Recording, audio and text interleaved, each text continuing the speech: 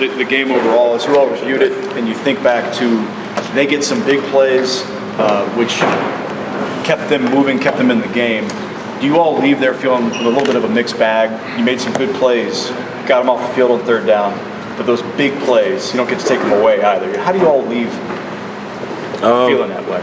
Well, we knew, going back and looking at it, if we eliminate those plays, about 220 yards of passing, and they all counted for touchdowns. You take those away, I mean, it's a pretty good day defensively. We know we're just a step away. You take away those 3 plays, I mean, we look pretty sharp. So we're going to go back and eliminate big plays and be ready for Maryland.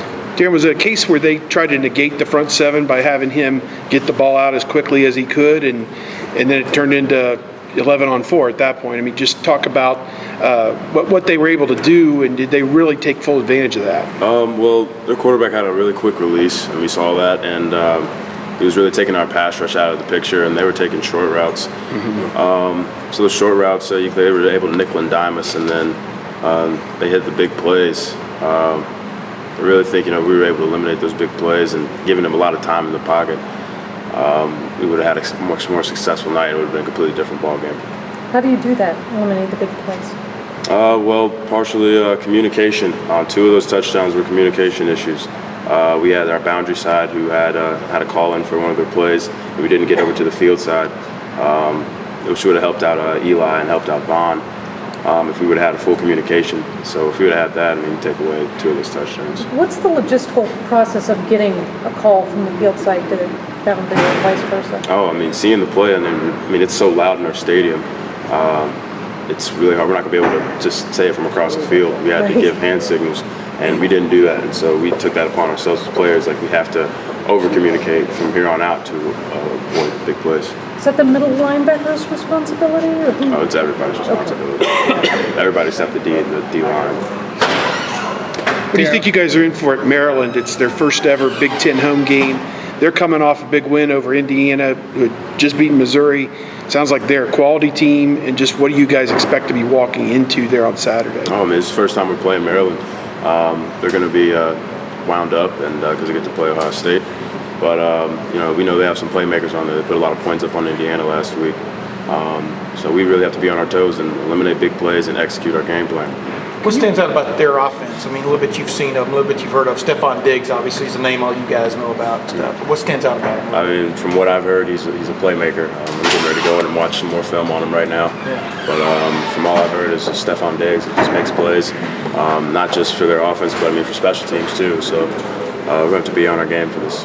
Darren, you know JT, it's part of your recruiting class and everything. A lot of guys are talking about that. You talk about how loud it gets in your stadium. I'm sure it's going to be loud. Their fans are going to be screaming at you guys. Coach Mario was just talking about, like, when he's making play calls up the line, he's got to be loud and authoritative and stuff. Like, what do you think you guys? How can JT get louder? Like, you guys know JT. Is it in his personality to be like yelling and like? What can JT Barrett do to be loud? For JT, honestly, I don't know. That's on the offensive side of the ball. But is it his personality? His personality. Is he a laid back guy, or? Yeah, he'll take control when he needs to. JT isn't he's not too much of a loud guy, but when he needs to get the job done when it comes to winning a game, I think he'll do what he needs to do and what's necessary. So, like I said, that's on the offensive side of the ball. Yeah. But I feel he's fully capable of doing that. When you guys are in your nickel package right now, you're basically like a stand-up defensive end in that look, are you not? That's our third down look. Yeah. Our nickel, I would come out of the game, and Armani Reeves would come in the game. But mainly for our third down, I'd be as a rush in. That's just to help get pressure on the quarterback, and sometimes I'd drop back in coverage also.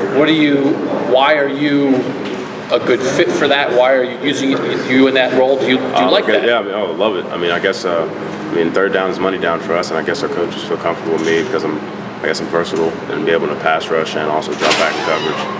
Yeah, 2 more questions. To help affect a pass like you did on the third down the other night and stuff, does that just add fuel to your fire? What does that do for a player from a confidence standpoint? You get really excited. We all get really excited on third down.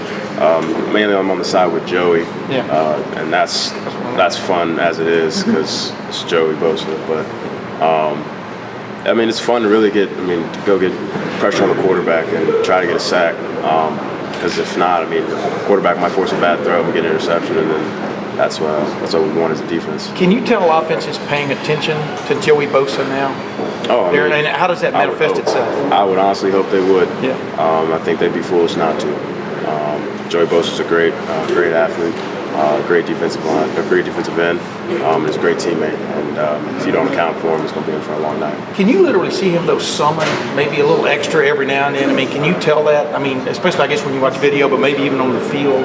Oh, I mean, when you got into the quarterback's grill the other night and forced a fumble. I mean, and obviously helped you out with your first touchdown. Right. I mean, Joey's just being Joey. I mean, he gave the tackle a really good move and got in and hit the quarterback. He was just doing his job.